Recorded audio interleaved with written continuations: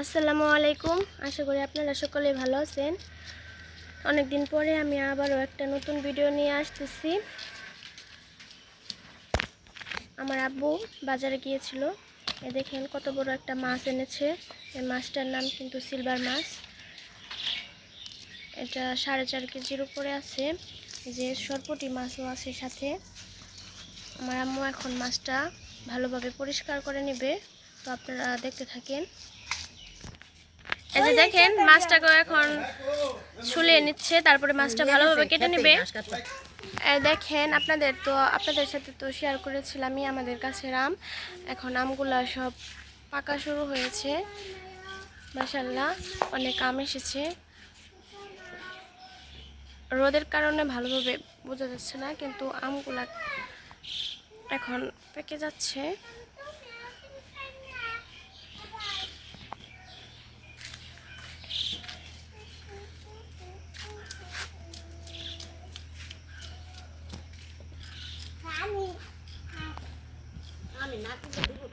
এই যে দেখেন মাছটা এখন আমার আম্মু কেটে নিচ্ছে। কাটার পরে ভালোভাবে পরিষ্কার করে কেটে নিচ্ছে। দেখেন এই যে দেখেন মাছটা কিন্তু কেটে নিয়েছে। যে মাথাটাই দেখেন কত বড়, আর বাকি মাছগুলো কাটছে। এই যে এখন পিস পিস করে কেটে নেবে। তো কাটা শেষ হলে আবার দেখাবো আপনাদের কতগুলো মাছ হলো। মাছগুলো কিন্তু কাটা শেষ। আমি একটু ঘরে গেছিলাম, আমার এদিকে পিস পিস করে কেটে নিয়েছে। এখন মাথাটা কেটে নিচ্ছে। বড় মাছ তো কাটতে একটু কষ্ট হচ্ছে। এই যে দেখেন মাথাটা কাটা হচ্ছে। এখন এই যে এটা হচ্ছে ফুকলা আর মাথার মানে সাইডের পিস, এটা কাটা হচ্ছে। এখন মাথাটা কিন্তু কাটা শেষই। আর এই যে এইদিকে দেখেন কতগুলা মাছ হয়েছে। এই যে মাছটা কিন্তু কাটা শেষ। দেখেন কতটি মাছ হয়েছে। মাছের মাথাটাই তো অনেক বড় ছিল, মাছ অতটা আয় পড়ে নাই। এই যে মাছের কালারটা দেখেন একদম লাল কালার হয়ে গেছে, আর তেল চপচপ করছে। আবার যখন রান্না করব তখন ভিডিও করব। এখন আমার আম্মু মাছটা ভালোভাবে পরিষ্কার করে ধুয়ে নেবে। তো ততক্ষণ আপনারা দেখতে থাকেন, কোথাও যাবেন না, পুরো ভিডিওটি দেখার অনুরোধ রইল। এই যে দেখেন এখন আমার আম্মু মাছটা রান্না করে নেবে। মাছটা কিন্তু কেটে ধুয়ে পরিষ্কার করে নিয়েছে, এখন রান্না বসাচ্ছে। এই যে এখানে মাটির চুলায় আমার আম্মু রান্না করতেছে। তেল, পেঁয়াজ আর মরিচ দিয়ে দিয়েছে।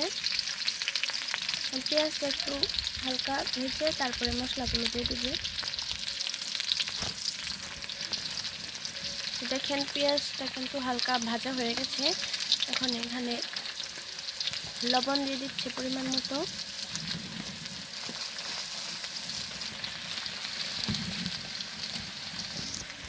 এই যে এখানে মরিচের গুঁড়ো দিয়ে দিল।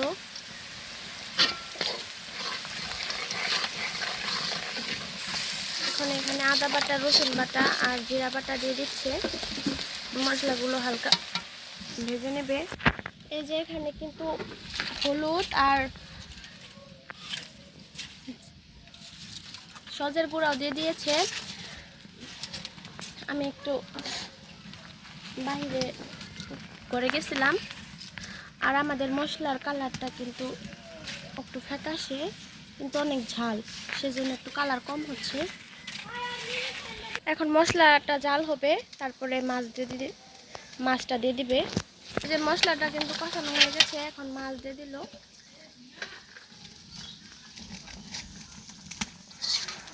দেখেন মাথাটাই কিন্তু অনেক সুন্দর। মাছটা দিয়ে দিয়েছে, এখন হালকা নেড়ে চেড়ে নিচ্ছে। মাছটা কিন্তু অনেকক্ষণ কষাতে হবে।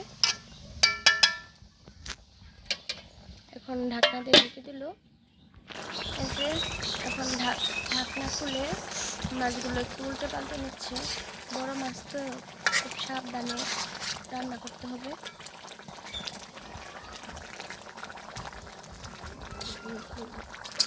মাছটা কিন্তু আবারও ঢেকে দিয়েছে, এখন আরও কিছুক্ষণ কষানো হবে। এই যে আবার ঢাকনা খুলে নেড়ে চেড়ে নিচ্ছে। তো অনেকটাই বড়,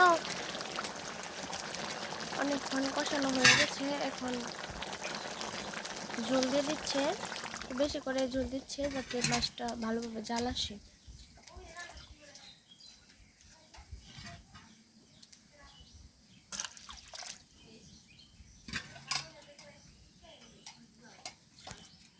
দিয়ে দিয়েছে, এখন কিন্তু ঢেকে দিল।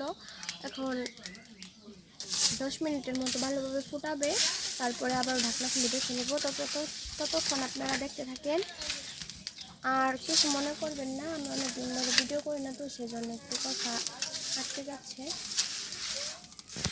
এই যে দেখেন এরকম হয়েছে, আর একটু জাল আসবে।